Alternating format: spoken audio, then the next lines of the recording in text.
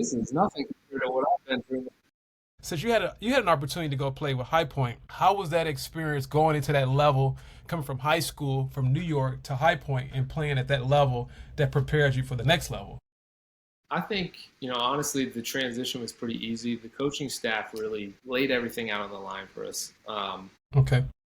My head coach there, Craig Kozart, he's a very Christian man. He's got core beliefs through his, I believe, is his dad and his grandfather, both in the military, so it's run very strict. And I think that kind of just first fall season of practicing, strength training, all that stuff kind of broke down a mental barrier where I'm like, dude, if this is like the training, then playing the games is not going to be that tough. Like we had these things called Hell Week where we come back from like winter break and they'd kind of be like, hey, did you do your work while you were home? And it was like 5 a.m. wake ups out on the field in the freezing cold, like sprinting and kind of pushing those limits on how much you could do.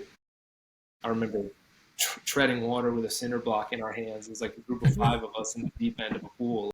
This is my life on the line, and if I can get through this, like, what's pitching against Coastal Carolina, who ended up being number 1 in the nation at one point? This prepares you to compete without any fear. I think the biggest thing was the mental preparation for the next level. Yeah, I like I it. kind of got into professional baseball, and they start putting you through workouts and testing speed and your durability, and all of a sudden, like, people are kind of like, oh, this is so hard, kind of stopping and taking breaks and all that.